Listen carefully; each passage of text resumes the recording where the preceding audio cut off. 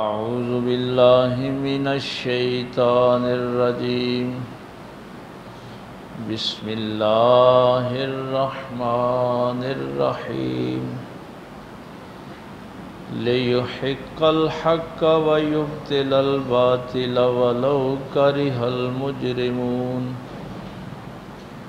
إذ تستغيثون ربكم فاستجاب لكم أني ممدكم بألف من الملائكة مردفين. آمنت بالله صدق الله العظيم وصدق رسوله النبي الأمي الكريم ونحن على ذلك من الشاهدين والشاكرين والحمد لله رب العالمين. قال الله تبارك وتعالى في شان حبيبه مخبرا وآمرا: إن الله وملائكته يصلون على النبي يا أيها الذين آمنوا صلوا عليه وسلموا تسليما. الصلاة والسلام عليك يا سيدي يا رسول الله وعلى آلك وأصحابك يا سيدي يا حبيب الله.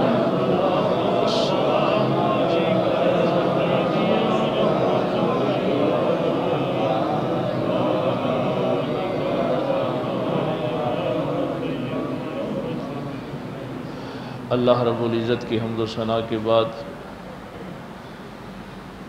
اور پاک پیغمبر صلی اللہ علیہ وآلہ وسلم پہ ہدیہ درود و سلام پیش کرنے کے بعد نہایت واجب الاحترام معزز سامعین، بزرگوں، دوستوں، عزیز بھائیوں، رمضان المبارک آج تیسرا جمعۃ المبارک ہے اور دوسرا عشرہ بالکل اپنے اختتامی مراحل میں ہے. بہت سے فتنے، بہت سی بیماریاں، بہت سے مصائب اس وقت پوری دنیا کو اپنی لپیٹ میں لیے ہوئے ہیں، اور یہ اللہ تعالیٰ کا خاص کرم سمجھیں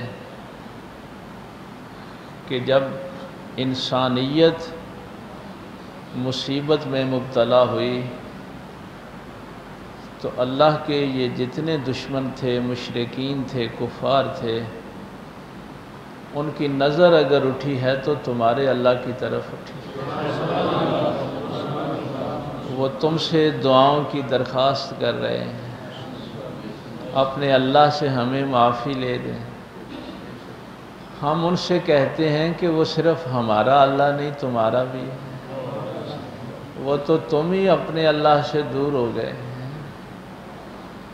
تو یہ ایک پازیٹیو چیز بھی ہے کہ اس وجہ سے ہندوؤں کے بڑے بڑے پنڈت، عیسائیوں کے بڑے بڑے پادری دعاؤں کے لیے مساجد کا رخ کرتے ہیں، اللہ کی طرف مائل ہو رہے ہیں.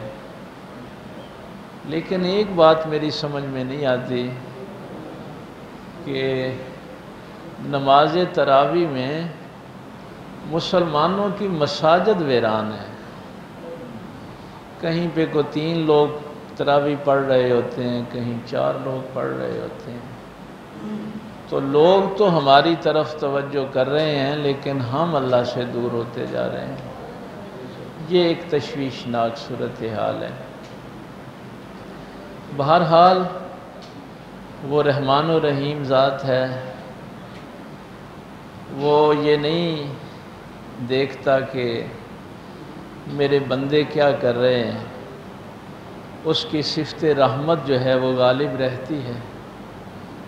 لفظ رحمان کا بنیادی مفہوم ہی یہی ہے کہ جیسے وہ نیکوں کو رزق دیتا ہے ویسے ہی بروں کو بھی دیتا ہے، جیسے نیکوں کی ضروریات کا خیال رکھتا ہے ویسے وہ بروں کی ضروریات کا بھی خیال رکھتا ہے۔ لیکن صفت رحیم جو ہے الرحمن الرحیم، صفت رحمان میں تو یہ چیز موجود ہے، لیکن قیامت والے دن وہ رحمان نہیں ہوگا، قیامت والے دن وہ رحیم ہوگا۔ ہاں، جس نے ظلم کیا ہے اس کو جہنم میں پھینکے گا، پھر یہ نہیں کہے گا کہ بروں کو اور اچھوں کو برابر کر۔ تو نظام عادل قائم کرنے کے لیے اس کی صفت رحیم ہے، اسی لیے صفت رحیم کو پہلے اور رحمان کو بعد میں نہیں رکھا۔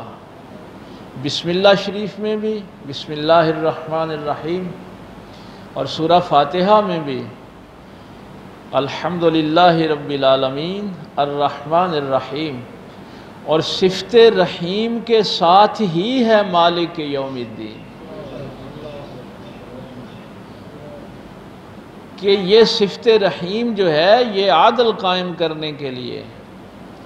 دنیا کی عدالتوں میں تو آپ رشوت بھی دے لیں گے، سفارش بھی کروا لیں گے، کوئی اپنی اپروچ، قیامت والا دن اللہ نے اسی لیے رکھا ہے۔ بہرحال مسجد کی انتظامیہ نے آپ کے ایس او پیز کا مکمل خیال رکھا ہے، سینیٹائزر کی بھی سہولت ہے، باہر ماسک کی بھی سہولت موجود ہے۔ تو اللہ سے جتنی جلدی توبہ کر لیں گے اتنا ہی جلدی یہ معاملہ ٹھیک ہو جائے گا۔ میں آج بھی وہ گھر دوستوں سے بات کر رہا تھا کہ اصل میں انسان جس تکبر میں مبتلا ہو گیا تھا کہ میں نے بڑی ترقی کر لی ہے، علم کے میدان میں میں بہت آگے نکل گیا، اور خصوصاً میڈیکل سائنس میں تو ہم نے انتہا کر دی ہے۔ اس اللہ نے ایک وائرس کے ذریعے سے تمہاری ترقی کا پول نہیں کھول دیا، انسانیت کو بے بس نہیں کر دیا۔ کہاں ہے تمہاری ترقی؟ کہاں ہے تمہاری میڈیکل سائنس؟ آخر اس نتیجے پہ پہنچے ہو کہ ایک دوسرے کے قریب نہ آنا، ایک دوسرے سے دور ہو جاؤ، یہ ترقی رہ گئی تھی۔ تو انسان کو اللہ نے اوقات دکھا دی ہے کہ اس کائنات کے مالک و مختار کی تو بڑی بڑی افواج ہیں، ابھی تو سب سے چھوٹی فوج کو اس نے بھیجا ہے، ابھی بڑی افواج کو تو حکم ہی نہیں دیا، یہ تو سب سے چھوٹی فوج تھی، اور تم اس کے سامنے بے بس ہو گئے۔ بہرحال اللہ تعالی ہم سب کو توبہ کی توفیق عطا فرمائے۔ آج چونکہ غزوہ بدر کا دن ہے، میں نے آیات بھی اسی حوالے سے تلاوت کی ہیں، اور اس کو اللہ تعالیٰ نے یہ 10ویں پارے کی جو پہلی آیت ہے اس میں الفرقان کہا ہے۔ ایک یہ قرآن فرقان ہے، اور ایک غزوہ بدر والا دن فرقان ہے۔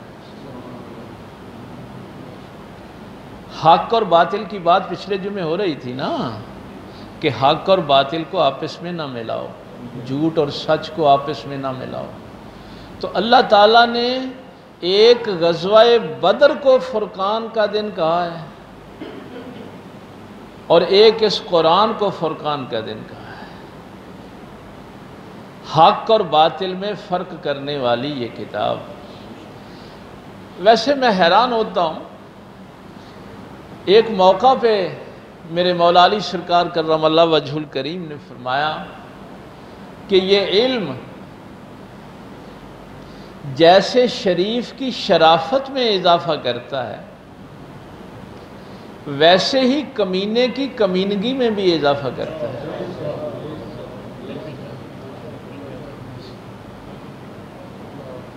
امام غزالی اسی لیے فرمایا کرتے تھے کہ علم سے انسان کی انسانیت کا پتہ نہیں چلتا، ادب سے چلتا ہے۔ علم تو ابلیس کے پاس بھی تھا۔ تو کسی نے پوچھا کہ سرکار یہ قرآن کا، اللہ کی کتاب کا علم، اور آپ نے اتنا بڑھیا جملہ فرما دیا کہ جیسے یہ شریف آدمی کی شرافت میں اضافہ کرتا ہے، ویسے ہی کمینے کی کمینگی میں بھی اضافہ کرتا ہے۔ تو سرکار مولا علی کرم اللہ وجہ الکریم نے ایک مثال دی۔ آپ نے فرمایا کہ بارش کا قطرہ اللہ کی رحمت ہے، اس کے رحمت ہونے میں کوئی شک نہیں۔ سمندر کے سپ جب باہر نکلتے ہیں تو اگر وہ بارش کا قطرہ اس سپ کے منہ میں چلا جائے تو وہاں وہ موتی بنتا ہے، ہیرا بنتا ہے، انسانوں کے لیے فائدہ کا باعث بنتا ہے۔ اور اگر وہی رحمت کا قطرہ کسی سانپ کے منہ میں چلا جائے تو زہر بنتا ہے۔ رحمت کا قطرہ وہی ہے، اس میں کوئی شک نہیں ہے، لیکن یہ تو اپنے اپنے منہ کی بات ہے، اپنے ظرف کی بات ہے۔ اگر کسی شریف کے منہ میں قرآن کی آیت آئے گی تو وہ امن پھیلائے گا، اور اگر کسی سانپ کے منہ میں قرآن کی آیت چلی گئی تو زہر افشانی کرے گا۔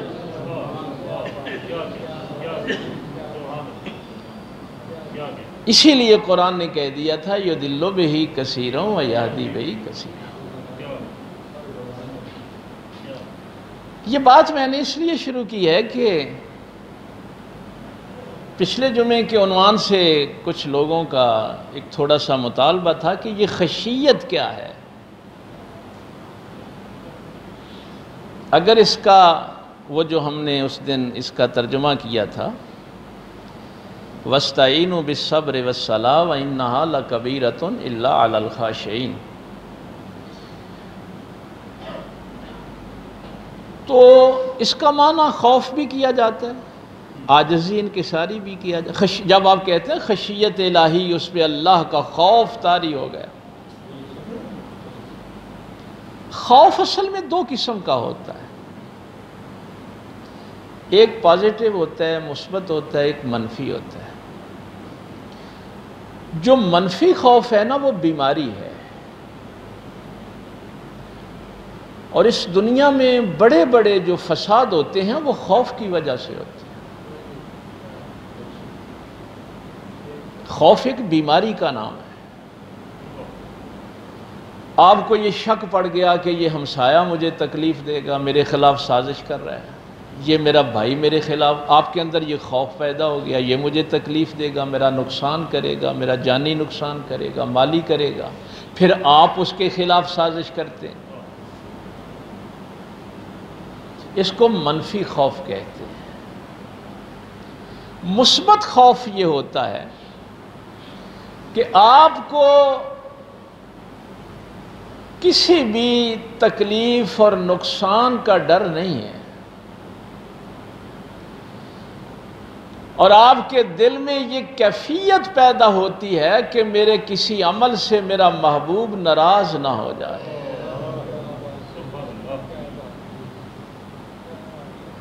کہیں مجھ سے کوئی ایسا کام نہ ہو جائے کہ میرا محبوب ناراض ہو جائے۔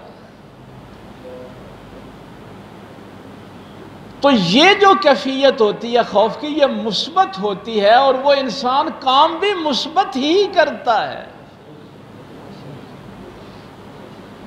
یہ میں سادہ سا مفہوم خشیت کا آپ کے سامنے رکھنا چاہتا ہوں۔ اللہ چاہتا ہے کہ آپ نماز پڑھیں، اللہ چاہتا ہے کہ آپ روزہ رکھیں، اللہ چاہتا ہے کہ آپ رزق حلال کمائیں، اللہ چاہتا ہے کہ آپ ماں باپ کی عزت کریں، لیکن اس کی مرضی یہ ہے کہ یہ جو نماز آپ نے پڑھنی ہے، اس نماز میں تمہاری چاہت بھی شامل، تمہارا ارادہ بھی شامل۔ روزہ رکھو تو اس روزہ رکھنے میں تمہاری چاہت بھی شامل ہے۔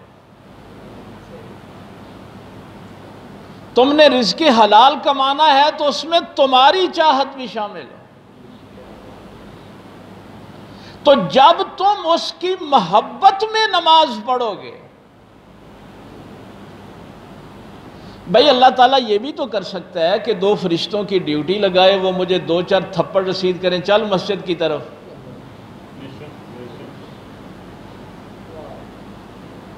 اللہ نے ایسا نہیں کیا۔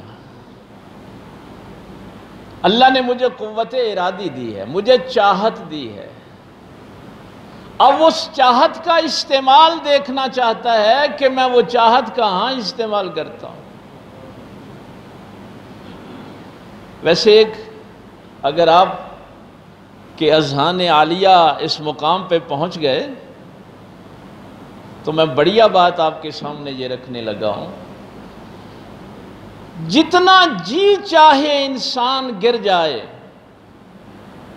اللہ کبھی بھی کسی سے قوت ارادی نہیں چھینتا۔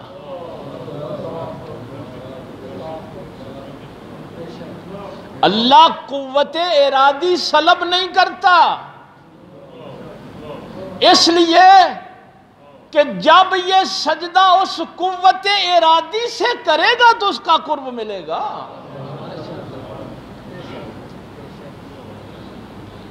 انسان اللہ کا حکم مانے لیکن اپنے ارادے سے مانے، اس کو کہتے ہیں سعادت مندی۔ کوئی انکار کرے تو وہ بھی اپنے ارادے سے کرے، اور اگر کوئی اس سے محبت کرے تو اپنے ارادے سے کرے، اپنی چاہت سے کرے۔ اللہ نے تو یہ قوت ارادی ابلیس سے بھی نہیں چھینی تھی۔ اگر اللہ ابلیس سے ارادے کی قوت چھین لیتا تو وہ تو انکار ہی نہیں کر سکتا تھا۔ فرشتوں نے اگر سجدہ کیا تو اپنے ارادے سے کیا، ابلیس نے انکار کیا تو اپنے ارادے سے کیا۔ فرشتے سعادت مند ہوئے تو اس قوت ارادی کو اللہ کی چاہت میں لا کے سعادت مند ہوئے۔ ابلیس انکار کر کے لعنتی ہوا تو اپنے ارادے کی وجہ سے۔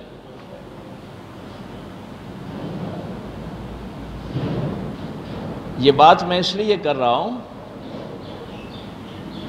علامہ اقبال نے ایک دفعہ ایک ربائی کہی تھی، فرماتے ہیں تیرے سینے میں دم ہے دل نہیں ہے،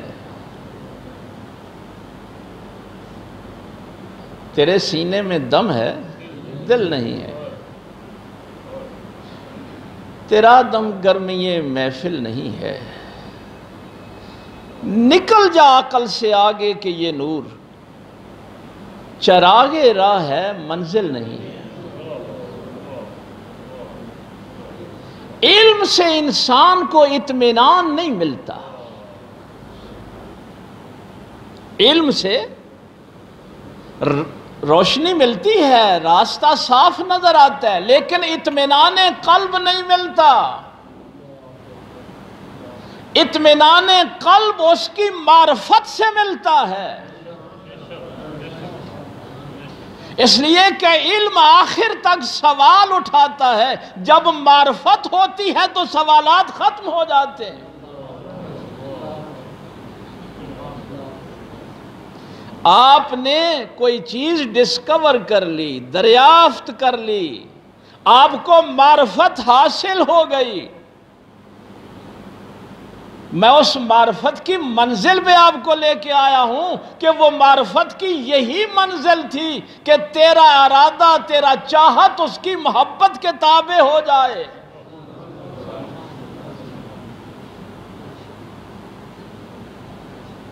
پھر نماز تو بڑی دور کی بات ہے،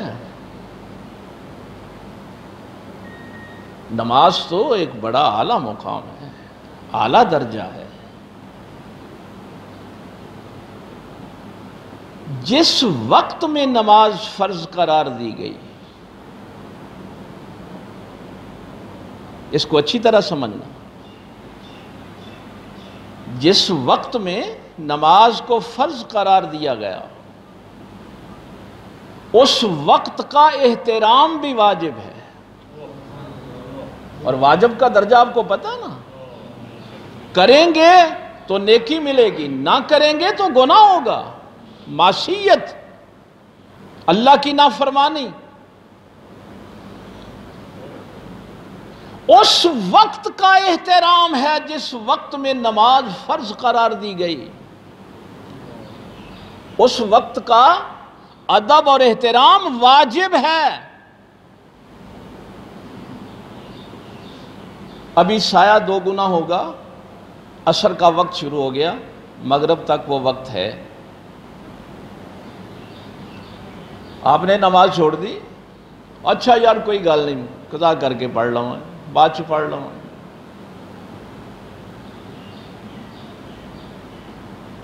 اب 4 رکعتیں آپ نے وقت گزرنے کے بعد پڑھ لی، وہی سورہ فاتحہ، وہی آپ نے سورہ ملائی، تشہد وہی پڑھا، رکوع سجود وہی کیے، لیکن شریعت کہتی ہے کہ یہ 4 فرض ادا نہیں ہوئے۔ کیوں؟ پہلے اس وقت کا احترام تھا جو عصر کا وقت تھا، تو نے اس وقت کی توہین کی ہے، جب وقت کی توہین ہوئی تو پھر اس توہین پہ توبہ واجب ہے۔ جس نے نماز وقت پہ نہیں پڑھی اس پہ توبہ واجب ہے کہ وہ توبہ کرے کہ اس نے نماز کی توہین نہیں، نماز کے وقت کی توہین کی ہے۔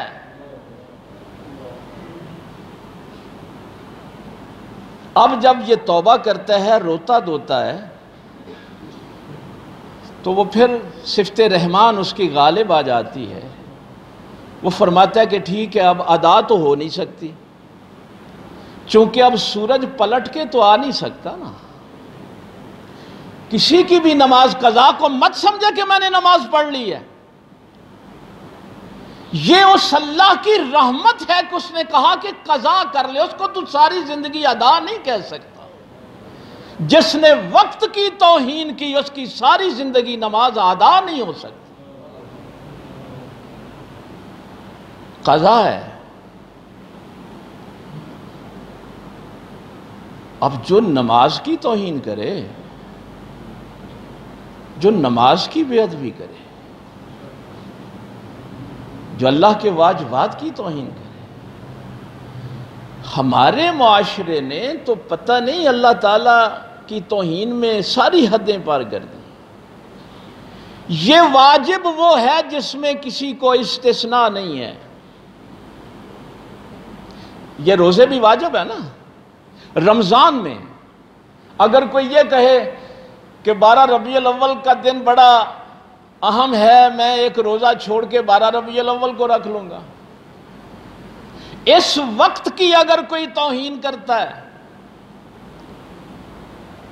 تو میرے آقا سرکار مدینہ صلی اللہ علیہ وسلم فرماتے ہیں جس نے جان بوجھ کے رمضان کا ایک روزہ ترک کیا، وہ ساری زندگی بھی روزے رکھتا رہے، وہ اس ایک کے برابر نہیں ہو سکتا۔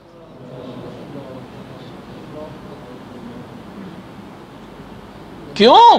جس وقت میں یہ روزہ فرض تھا اس وقت کا احترام جو ہے وہ واجب ہے۔ عبادات تو آگے کی بات ہے، پہلے تو اس وقت کا حساب دو جس کی توہین کی گئی، اس پہ تو توبہ کر لو۔ اس لیے نبی پاک صلی اللہ علیہ وسلم نے فرمایا تھا کہ اپنے ایمان کی تجدید کرتے رہا کرو،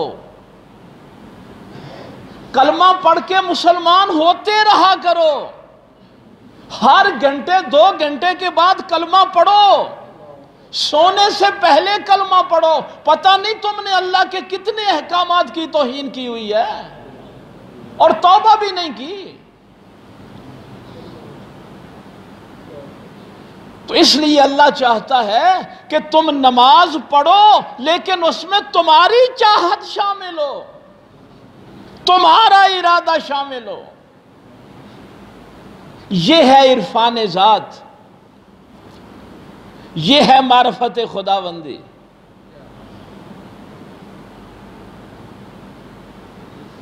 آپ نے وہ حدیث شریف سنی ہے نا کہ قیامت والے دن جب کسی کو کوئی سایہ نصیب نہیں ہوگا تو 7 خوش نصیب وہ ہوں گے جو اللہ کے عرش کے سائے کے نیچے ہوں۔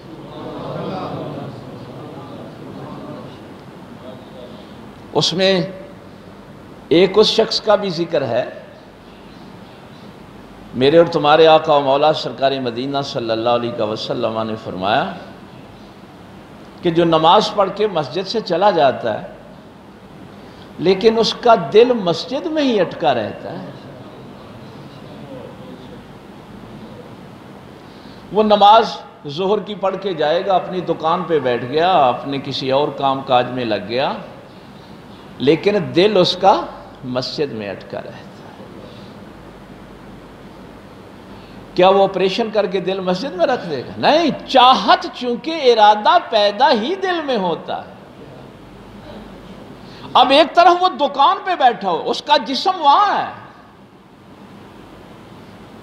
کاروبار کر رہا ہے، لیکن جو ہی اذان ہوئی اس نے دکان بند کر دی۔ مولا کریم میری چاہت دکان کے لیے نہیں، تیرے لیے ہے۔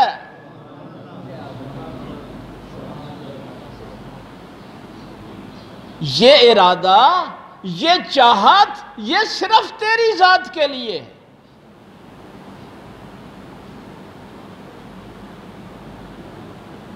اس لیے نماز پہ اللہ تعالیٰ نے ایسا نہیں کہا کہ کوئی فرشتہ کو 9-10 تھپڑ مار کے دونوں مسیطے لے آئے گا، نہیں، آپ اپنے شوق سے آئیں۔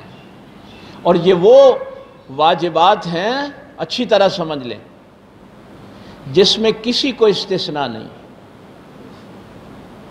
سب سے بڑی اور اللہ کی محبوب ہستی میرے اور تمہارے آقا و مولا سرکار مدینہ صلی اللہ علیہ وسلم، ہم پہ اگر 5 نمازیں واجب تھیں تو حضور پر تو شب کی نماز تہجد جو ہے وہ بھی واجب تھی۔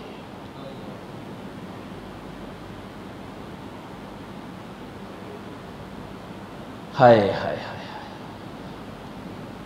آج کل یقین جانیے بے حیائی کی انتہا یہاں تک ہو گئی ہے، بڑے بڑے آستانوں پہ پیروں کے ہاں نماز کا مذاق اڑایا جاتا ہے، روزے نہیں رکھتے اور لوگ ان کے مرید ہوتے ہیں، قوالیاں ہوتی ہیں، مولوی جا کے تقریریں کر رہے ہیں کہ یہ بڑے پہنچے ہوئے بزرگ ہیں، ان کو عرفان ذات نصیب ہے۔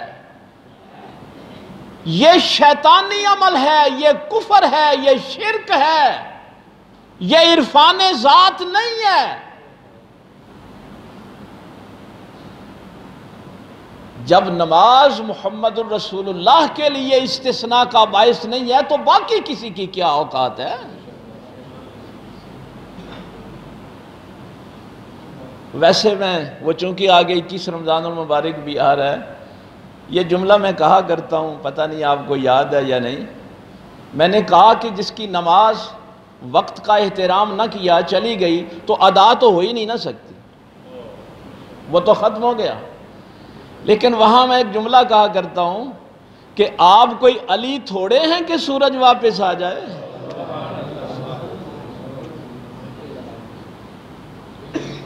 او بھائی، آپ کو علی المرتضیٰ کے مقام پہ تھوڑے ہیں کہ سورج کو پلٹا دیا جائے کہ نہیں۔ اگر وقت گزر گیا ہے تو اب قضا ہی پڑھیں، لیکن فتنے جو پھیلانے والے ہیں نا، وہ بڑے بڑے فتنے پھیلاتے ہیں، ہیجانی کیفیت پیدا کرتے ہیں۔ مجھے بھی ایک بندے نے آ کے کہا، جی کچھ ایسا طبقہ اب ہمارے ہاں پیدا ہو گیا ہے جو حضور کے معجزات کا انکار کرتا ہے، بلکہ قرآن کے اندر جو انبیاء کے معجزات آئے ہیں نا، مثلا حضرت ابراہیم علیہ السلام کا یہ جو معجزہ ہے آگ کو گلزار کرنے والا، تو وہ طبقہ کہتا ہے کہ وہ اصلی آگ نہیں تھی، وہ ایسے ہی مثالی قسم کی تھی۔ تو وہ قرآن میں انبیاء کے معجزات کا بھی انکار کرتے ہیں۔ تو وہ پتہ کیا انہوں نے بات شروع کر دی، وہ کہنے لگے جی اگر ایسی بات تھی تو حدیث شریف میں آتا ہے کہ ایک سفر میں نبی پاک صلی اللہ علیہ وسلم رات کو جب آرام فرما، رات کو دیر سے لیٹے تو حضرت بلال رضی اللہ تعالیٰ عنہ کی ڈیوٹی لگائی کہ بلال تم صبح نا ہمیں اٹھا دینا، ہم صبح کی نماز پڑھ لیں۔ تو حضرت بلال وہ کجاوا جو اونٹ کا ہوتا ہے اس کے ساتھ ٹیک لگا کے بیٹھ گئے، ان کو بھی نیند آ گئی۔ اب سورج کافی اوپر آ گیا تو حضرت بلال بیدار ہوئے، تو نبی پاک صلی اللہ علیہ وسلم نے وہ نماز صحابہ کو قضا پڑھائی تھی۔ تو اب سورج اگر واپس جا کے ادا کروانی ہوتی تو پھر نبی پاک کے لیے جاتا۔ دیکھیے سادہ لوگوں کو کنفیوز کرنے کے لیے کیسی بات کرتے، بھائی اگر علی کے لیے سورج واپس آ گیا ہے تو نبی پاک کے لیے کیوں واپس نہیں گیا؟ ایسے بھی شیطانی وسوسے آتے ہیں۔ تو میرے پاس بھی چند بچے آ گئے، میں نے جب ان کو بخاری و مسلم دکھائی نا، میں نے کہا بیٹا نبی پاک صلی اللہ علیہ وسلم پہ یہ چیزیں لاگو ہی نہیں ہوتی، اس لیے کہ میں سو جاؤں تو میرا وضو ٹوٹ جاتا ہے، نبی پاک سو جائیں تو حضور کا وضو نہیں ٹوٹتا۔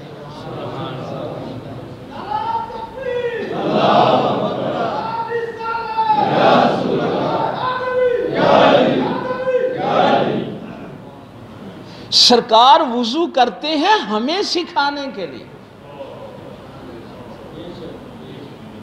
نبی پاک طہارت کے لیے وضو نہیں کرتے، چونکہ سرکار کے قریب تو نجاست جا ہی نہیں سکتی،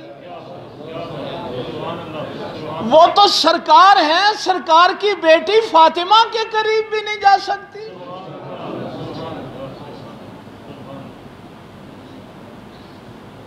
اسی لیے تو وہ روایات آپ نے دیکھی ہیں کہ وہ بیماری کی حالت میں نبی پاک صلی اللہ علیہ وسلم نے ایک برتن میں آپ کا پیشاب مبارک تھا تو صحابی نے باہر جا کے پی لیا، اور نبی پاک صلی اللہ علیہ وسلم نے فرمایا کہ اب ساری زندگی تجھے پیٹ کی بیماری نہیں ہوگی۔ بھائی سرکار سو جائیں تو وضو نہیں ٹوٹتا، کیوں؟ اس لیے کہ سرکار سوتے ہی نہیں۔ بھائی کوئی سوئے گا تو ٹوٹے گا نا۔ نبی پاک صلی اللہ علیہ وسلم نے فرمایا کہ میری آنکھیں سو بھی جائیں میرا دل جاگتا رہتا ہے۔ وہ تو امت کو بتانا تھا کہ اگر نماز قضا ہو جائے تو کیسے پڑھنی ہے۔ صحابہ کو حکم فرمایا تھا ایوکم مثلی، کون ہے تم میں سے میری مثل؟ تم روزہ رکھ کے کھا پی لو تمہارا روزہ ٹوٹ جاتا ہے، میرا اللہ مجھے کھلا بھی دیتا ہے پلا بھی دیتا ہے، میں پھر بھی روزے سے ہوتا ہوں۔ نبی پاک کے دیکھا دیکھی صحابہ نے بھی روزے رکھنے شروع کر دیے تھے نا، وہ کمزور ہو گئے۔ نبی پاک صلی اللہ علیہ وسلم نے پوچھا تم کیوں کمزور ہو گئے؟ یا رسول اللہ صلی اللہ علیہ وسلم ہم روزے رکھتے ہیں۔ فرمایا کیوں رکھتے ہو؟ سرکار آپ رکھتے ہیں تو آپ کے دیکھا دیکھی ہم نے بھی رکھنے شروع کر دیے۔ فرمایا ایوکم مثلی، تم میں سے کون ہے میری مثل؟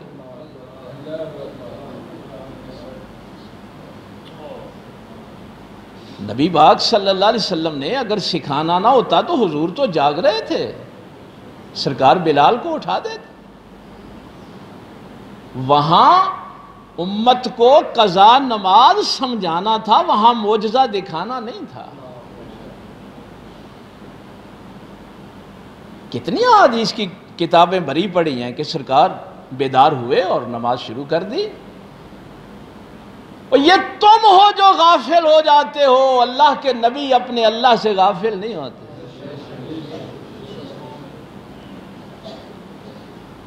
کوشش کریں، واجب کام روزہ ہے، نماز ہے، حج ہے، زکوٰۃ ہے، جتنے بھی واجبات ہیں وہ جب کریں تو اس میں اپنی چاہت کو شامل کریں، اپنی محبت کو شامل کریں، اور اس محبت کا جو آخری درجہ ہے رمضان المبارک میں وہ اعتکاف ہے۔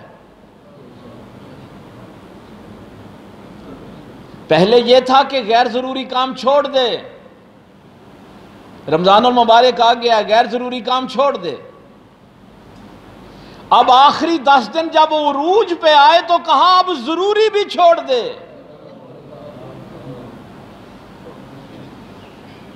6 لاکھ روپیہ لگا کے حج پہ گئے، 40 دن کی مشقت بھی اٹھائی، میدان عرفات میں، میدان منا میں وہ 5 دن بڑے مشکل ہوتے ہیں، طواف زیارہ کے لیے آنا، پھر طواف وداع کرنا۔ لیکن اگر ایک دفعہ دل میں خیال آ جائے کہ لوگ مجھے حاجی صاحب کہیں تو حج جاتا رہا۔ 6 لاکھ چلا گیا، سفر رائے گاں چلا گیا، لیکن جب معتکف اللہ کی رضا کے لیے اللہ کے دربار میں آ کے بیٹھ جاتا ہے، یہ آج کل کے لونڈوں کا کام نہیں ہے اعتکاف کہ وہ موبائل پکڑے ہوئے ہیں اور بدتمیزیاں مسجد میں آ کے کر رہے ہیں۔ نہیں، عشاء کی نماز پڑھ کے سارے چلے گئے، معتکف اللہ کے دربار میں بیٹھا ہے۔ مولا کریم دیکھ لے، سارے اپنے بیوی بچوں میں، ماں بہنوں کے پاس، اپنے والدین کے پاس گھروں کو چلے گئے، میں نے تیری خاطر بیوی بچے بھی چھوڑ کر تیرے دربار میں بیٹھا، اپنے بہن بھائی چھوڑ کر تیرے دربار میں بیٹھا، اپنا کاروبار چھوڑ کر بیٹھا ہو، اپنی چاہت اور اپنا ارادہ۔ اس کا پھر اجر یہ ہے کہ 2 حج اور 2 عمرے جو مقبول ہو گئے ہیں ان کا ثواب عطا کرے گا اللہ۔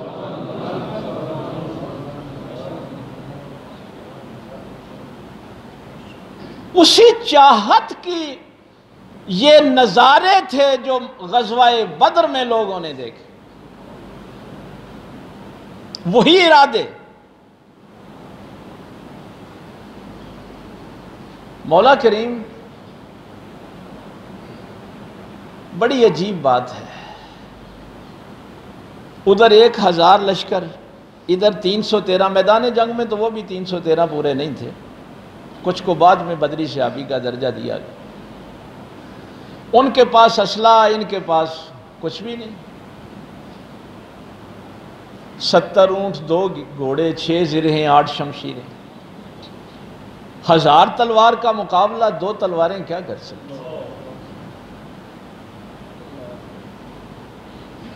سواروں کا پیادے کیا مقابلہ کر سکتے؟ اللہ فرماتا ہے وَيُرِيدُ اللَّهُ أَن يُحِقَّ الْحَقَّ بِكَلِمَاتِهِ۔ اللہ کا ارادہ یہ کہ وہ حق کو حق واضح کر دے۔ اگر ادھر 1000 تھا ادھر 2000 ہوتا تو لوگ کہتے کہ یہ کیا تھا، 2000 پہ غالب آ گیا۔ اگر نبی پاک کی فوج 2000 کی ہوتی تو یہ تو ہوتا ہی ہے کہ اکثریت غالب آ جاتی۔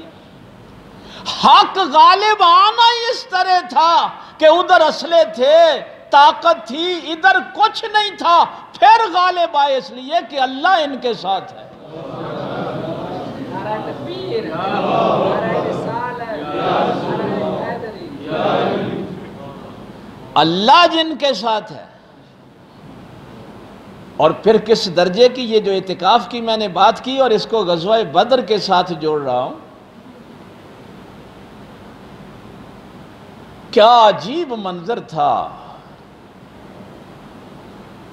ادھر علی المرتضیٰ کھڑے تھے، ادھر سگا بھائی عقیل کھڑا تھا ابو جہل کے لشکر میں، ادھر حمزہ تلوار لیے کھڑے تھے، ادھر عباس کھڑے تھے، ادھر ابو بکر صدیق کھڑے تھے، ادھر عبد الرحمن بیٹا سامنے کھڑا تھا، ادھر ابو عبیدہ ابن جراح کھڑے تھے، ادھر باپ کھڑا تھا، ادھر عتبہ کھڑا ہے، ادھر بیٹا کھڑا ہے۔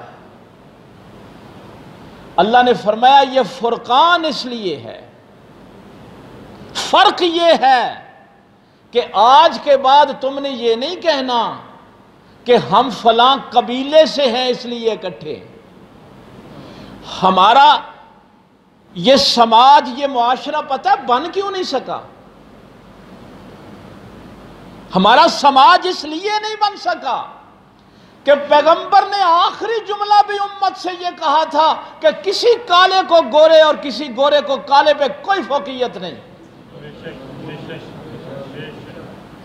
کسی عربی کو اجمی کے، کسی اجمی کو عربی پہ کوئی فوقیت نہیں.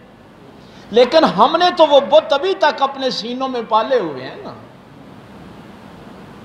اتنے بت سینوں میں پالے ہوئے ہیں. ہم فلاں برادری کے ہیں، ہم فلاں قبیلے کے ہیں. میرے پاک پیغمبر صلی اللہ علیہ وسلم نے فرمایا قبیلے، رنگ، نسل کے فخر میں نے اپنے قدموں کے نیچے رون دیے ہیں. اب اگر کسی کو عزت ہے تو وہ تقوی کی بنیاد ہے. غزوہ بدر نے وہ لائن کھینچ دی کہ قبیلہ تو بڑی دور کی بات ہے، سگا بھائی بھی اگر محمد رسول اللہ کی مخالفت میں آ جائے تو تیرا کچھ نہیں لگتا.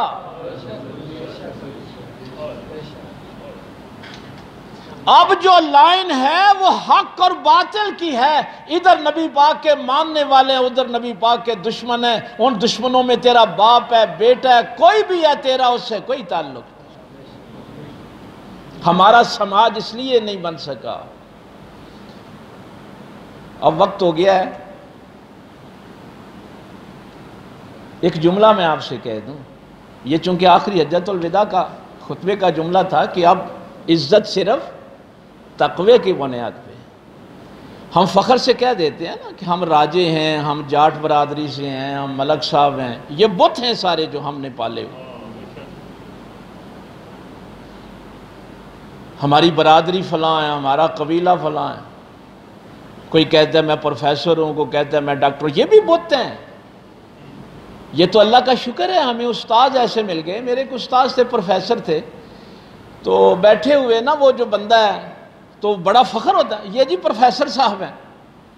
ان کو غصہ آ گیا، کہنے لگے میرا نام محمد نواز ہے، پڑھانے کی میری ڈیوٹی لگی ہے اور مجھ سے پہلے بھی کئی لوگوں کی لگی تھی، میرے بعد بھی کئی لوگوں کی لگنی ہے.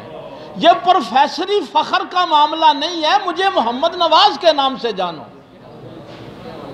یہ بت پرستی ہے، اپنے آپ کے فخر کے ساتھ پیش کرنا. ہائے ہائے، سرکار نے کیا فرمایا کہ تم میں سے بلند تر کون ہے؟ جو متقی ہے. کبھی آپ نے شاید اس پہ غور نہیں کیا. میرے پیغمبر صلی اللہ علیہ وسلم نے جملہ ہی کمال کا کہہ دیا. آپ بڑے سے بڑے کسی بندے سے بات کر لیں، کسی گناہگار سے بات کر لیں، کوئی متقی ہونے کا دعویٰ نہیں کرتا. کوئی اس دنیا میں تمہیں ایسا انسان نہیں ملے گا جو خود دعویٰ کرے کہ میں متقی ہوں. تو جب کوئی دعویٰ ہی نہیں کرے گا تو اپنے آپ کو بڑا کیسے کہے گا؟ آپ کسی نمازی کو نمازی کہیں وہ کہے گا ٹھیک ہے، حاجی کہیں وہ کہے گا ٹھیک ہے. جو ہی آپ کہیں گے آپ متقی، وہ کہیں نہیں میں متقی نہیں ہوں. تو میرے پیغمبر نے لفظ ہی ایسا، میں کئی دفعہ یقین جانیے آشش کر اٹھتا ہوں کہ اس دنیا میں نے آج تک کسی کتاب میں نہیں پڑھا کہ کسی بڑے ولی نے، کسی غوث قطب ابدال نے بھی کہا ہو کہ میں متقی ہوں. بھائی بڑائی کا تو یہی معیار تھا نا، لیکن اس کا کوئی دعویٰ ہی نہیں کرے گا کہ میں متقی ہوں. جب دعویٰ ہی نہیں کرے گا تو کوئی اپنے آپ کو بڑا کیسے سمجھے گا؟ تو خوف اصل میں دل میں یہ ہونا چاہیے کہ میرے کسی کام سے میرا اللہ ناراض نہ ہو جائے. اور پھر جب میں کوئی کام کروں گا تو خشیت الہی مثبت پازیٹیو سوچ کے ساتھ اور معاشرے کے لیے بھی بہتر بنوں گا. اللہ تعالیٰ عمل کی توفیق دے. وآخر دعوانا